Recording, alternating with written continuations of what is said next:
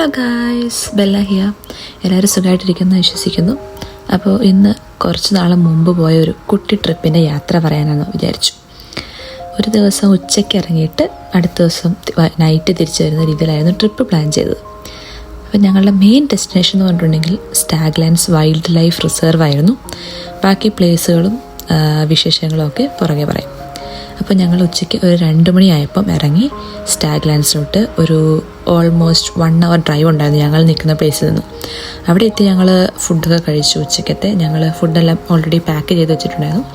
So അവിടെ എത്തി ഫുഡൊക്കെ കഴിച്ച് വണ്ടിയൊക്കെ പാർക്ക് ചെയ്ത് അവിടെ നിന്നാണ് ഞങ്ങൾ ഉള്ളിലോട്ട് കയറിയത്. ഗൈസ്, നമ്മളിപ്പോൾ വണ്ടി അവിടെ പാർക്ക് ചെയ്തിട്ടുണ്ട്. നമ്മളിനി പോകാൻ പോകുന്നത്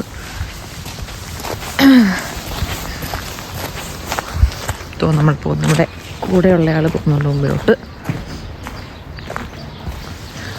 അങ്ങനെ നമ്മൾ ടിക്കറ്റൊക്കെ എടുത്ത് ഉള്ളിലോട്ട് കയറി. സ്റ്റുഡൻസിന് ടിക്കറ്റ് ഫീസ് കുറച്ച് കുറവാണ്, സ്റ്റുഡൻറ്റ് ഡിസ്കൗണ്ട് ഉണ്ട്. അതുപോലെ തന്നെ ഒരു $3 എക്സ്ട്രാ കൊടുത്ത് നമുക്ക് അവിടെ ആനിമൽസിനുള്ള ഫുഡൊക്കെ അവർ നമുക്ക് പ്രൊവൈഡ് ചെയ്യും. നമ്മൾ ഉള്ളിലോട്ട് കയറുമ്പോൾ ഇങ്ങനെ നല്ല മനോഹരമായിട്ടുള്ള ഒരു നടപ്പാതയാണ് നമുക്ക് കാണാൻ പറ്റുന്നത്. അപ്പം നമ്മളെല്ലാം കണ്ട് ആസ്വദിച്ച് സംസാരിച്ചൊക്കെ പോകുവാണെങ്കിൽ നമുക്കൊരു 1 to 2 hours സ്പെൻഡ് ചെയ്യാനുള്ള സമയം അവിടെ നമുക്ക് കിട്ടുന്നതായിരിക്കും.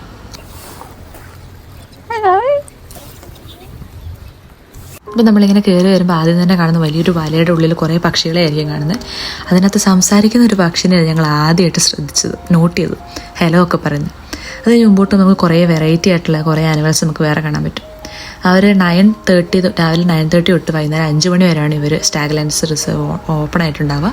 അപ്പോൾ ബാക്കിയുള്ള വിഷ്വൽസും കാര്യങ്ങളൊക്കെ നിങ്ങൾ തന്നെ നേരിട്ട് കണ്ട് ആസ്വദിച്ചോളൂ. ഓക്കേ.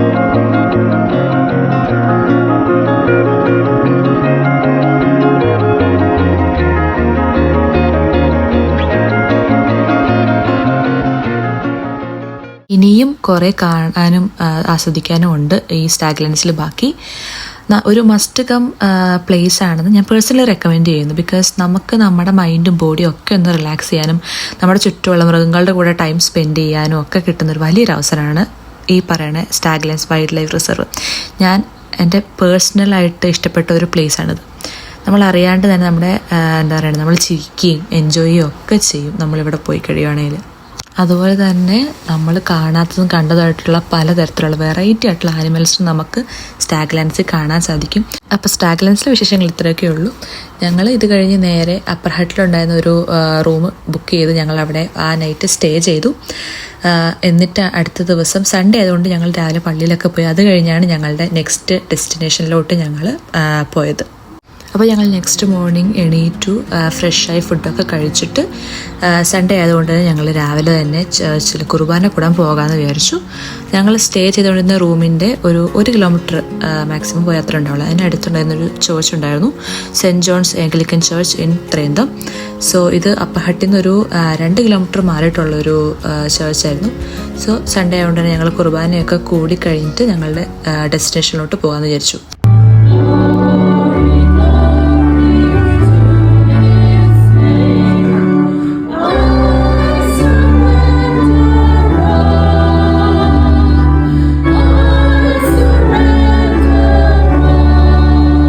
സോ കുർബാനയൊക്കെ കൂടി കഴിഞ്ഞു.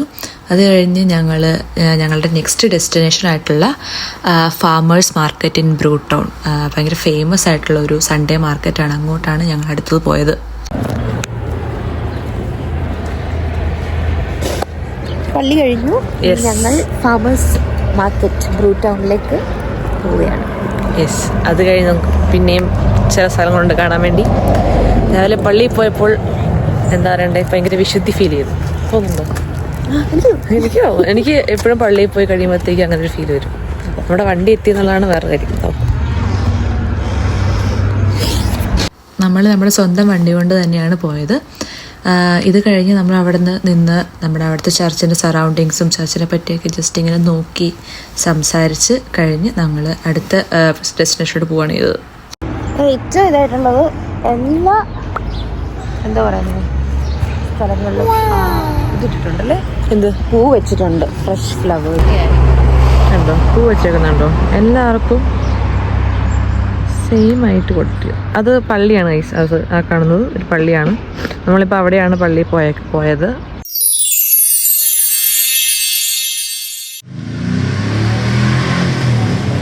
ഹലോ ഗൈസ്, നമ്മളപ്പോൾ അടുത്തതായിട്ട് നമ്മൾ മറ്റേ ബ്രൂ ടൗണിലെ ഫാമേഴ്സ് മാർക്കറ്റിലോട്ട് പോയിക്കൊണ്ടിരിക്കുകയാണ്. ഭയങ്കര ഫേമസ് മാർക്കറ്റാണ് ബ്രൂ ടൗൺ ഫാമേഴ്സ് മാർക്കറ്റ്. പക്ഷേ സൺഡേയിൽ മാത്രമേ ഉള്ളൂ. രാവിലെ 8 മണി തൊട്ട് ഉച്ചയ്ക്ക് 1 മണി വരെ ഉള്ളൂ സംഭവം. പക്ഷെ ഭയങ്കര ഫേമസ് ആയതുകൊണ്ട് തന്നെ ഇത് കാണാൻ കുറേ ആൾക്കാർ ഫ്രൈഡേ അല്ലെങ്കിൽ സാറ്റർഡേ പല സ്ഥലങ്ങളിൽ നിന്നും വന്ന് കാണുന്നവരുണ്ട്.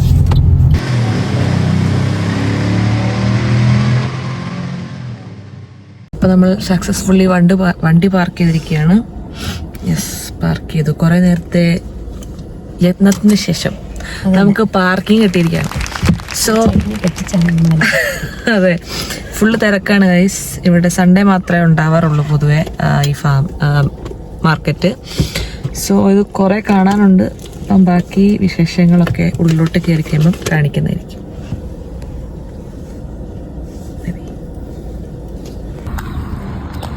അപ്പം നമ്മൾ ഈ കാണുന്നതെല്ലാം ഇതെല്ലാം നമ്മുടെ ബ്രൂ ടൗൺ മാർക്കറ്റിൻ്റെ ഒരിതാണ്, ഫാമേഴ്സ് മാർക്കറ്റിൻ്റെ. നമ്മുടെ വണ്ടി അവിടെ പാർക്ക് ചെയ്തിട്ടുണ്ട്. ഇതാണ് ബ്രൂ ടൗണിൻ്റെ ഒരു ഫേമസ്, ബ്രൂ ടൗൺ അതിപ്പോഴാണ് ബ്രൂ ടൗൺ എന്ന് പറഞ്ഞൊരു ജസ്റ്റ് ഒരു ടവർ പോലൊരു ടവറല്ല, അന്ന് സാധനം എന്താ ശരിക്കും എന്തെങ്കിലും ഇതാണ് ഫാക്ടറി എന്ത് സെറ്റപ്പാണ്. ജസ്റ്റ് ഒരു ഓക്കെ, ബട്ട് നൈസ്.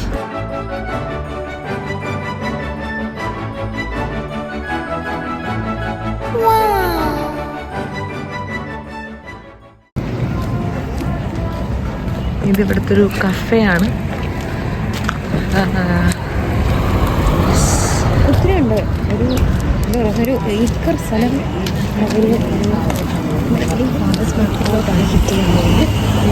ഇതോ കാണുന്നതാണ് ഗൈസ് മാർക്കറ്റ്.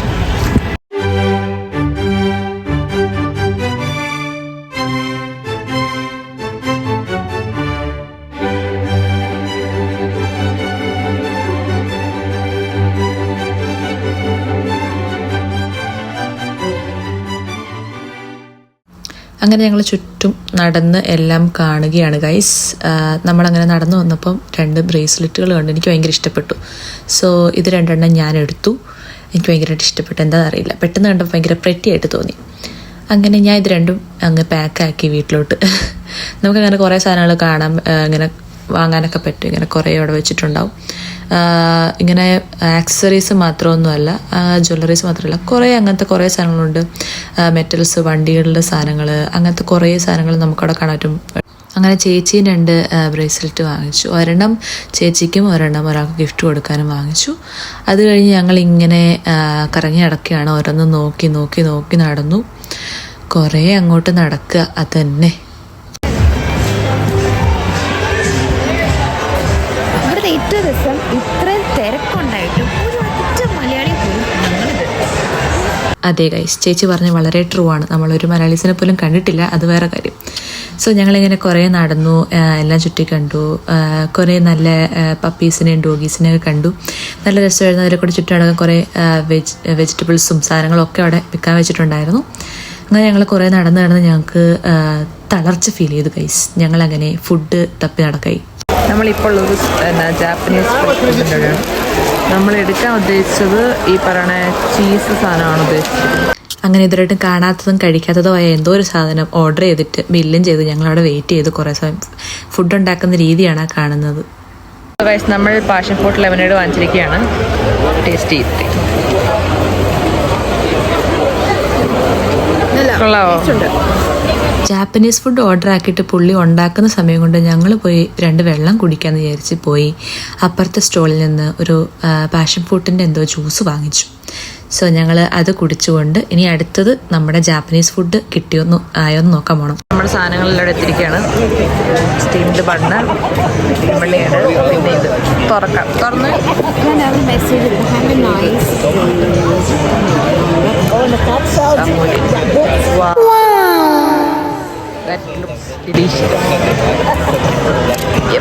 ഞങ്ങളിത് ട്രൈ ചെയ്ത് കഴിഞ്ഞിട്ട് വരാം. അത്രയൊക്കെ പ്രതീക്ഷിച്ചാൽ മതിന്നല്ലേ? ഓക്കെ, അപ്പം ഞങ്ങൾ ബാക്കി ഫുള്ള് കഴിച്ച് കഴിഞ്ഞിട്ട് വരുന്ന ബൈ.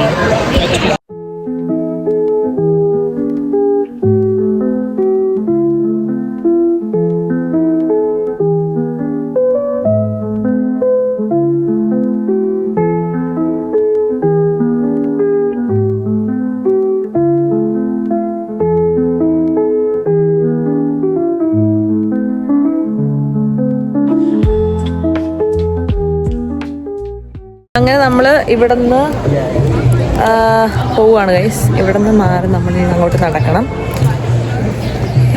സോ നമ്മളിൽ നടക്കാൻ പോകണം. വണ്ടി അവിടെ നിൽക്കട്ടെ വിചാരിച്ചു. ബാക്കി ശേഷം നടക്കുമ്പോൾ കഴിയും. ബൈ. അപ്പോൾ നമ്മൾ ആ ബ്രൂട്ടൗൺ ഫാമേഴ്സ് മാർക്കറ്റിൽ നിന്ന് കുറച്ച് പുറകോട്ട് നടന്നു കഴിയുമ്പോഴത്തേക്കും നമുക്ക് ഇങ്ങനെ കുറേ സൈഡിൽ വേറെ കടകളും ബാഴ്സും ഒക്കെ കാണാൻ പറ്റും.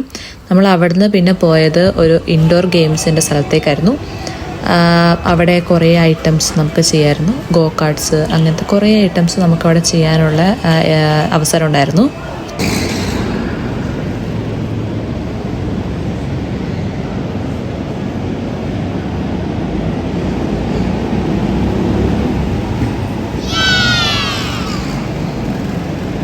നമ്മളപ്പം എസ്കേപ്പ് റൂമിലാണ് പോയത്. ഇപ്പം കിഡിലായിരുന്നു ഗൈസ്. കിഡിലെന്ന് പറഞ്ഞാൽ അടിപൊളി.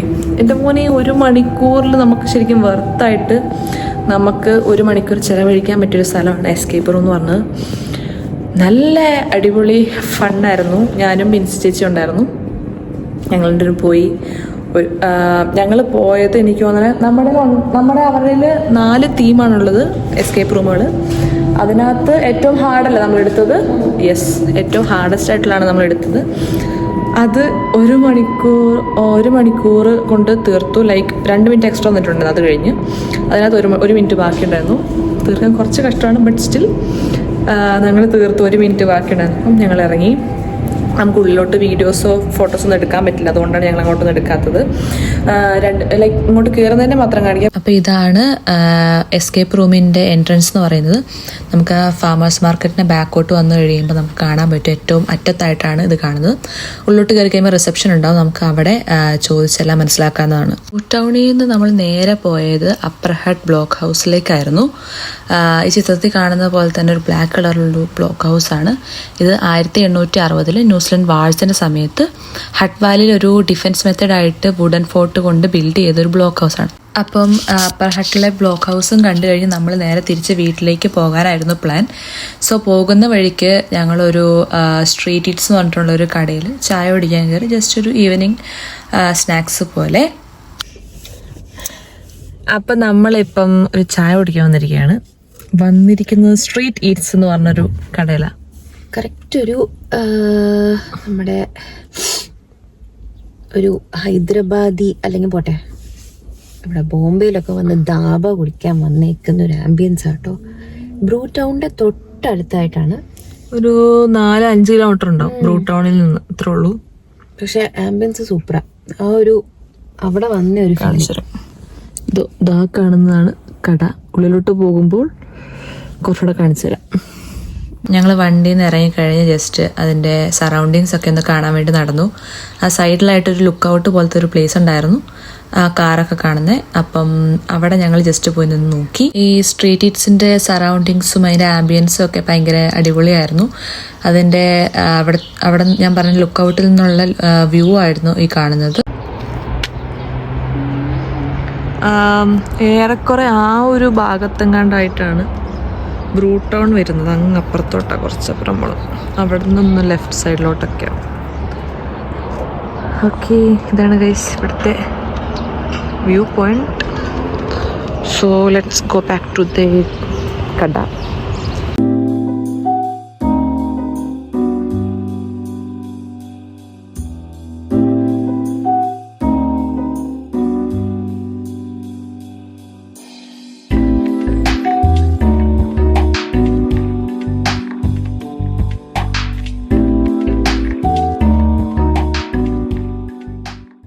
ഞങ്ങൾ അവിടെ നിന്ന് ഫസ്റ്റ് ഐറ്റമായിട്ട് മിക്സ്ഡ് വെജിറ്റബിൾ ബജിയാണ് ഓർഡർ ചെയ്തത്. സോ അതിൻ്റെ പുറകെയായിട്ട് ഞങ്ങളൊരു മസാല ടീ ഒക്കെ പറഞ്ഞിരുന്നു. നമുക്ക് ചേച്ചി വെള്ളം കൊടുക്കുന്നിരിക്കണേ, വലിയ ആനക്കുപ്പിക്കകത്ത്. ആ കാണുന്നത് ഒരു കുഞ്ഞി ബാറാണ്. ഈ ഒരു കഫേയുടെ ഉള്ളിൽ കാണുന്ന ഒരു കുഞ്ഞി ബാറാണ്. പേര് മധുശാല എന്നാണ്.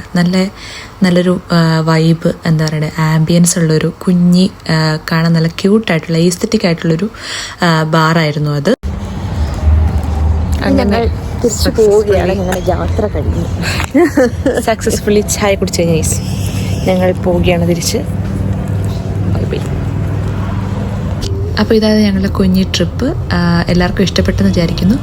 So please to subscribe and click bell icon guys. So അടുത്ത വീഡിയോ ആയിട്ട് വരുന്നത് വരെ എല്ലാവർക്കും ബൈ ബൈ ഗൈസ്.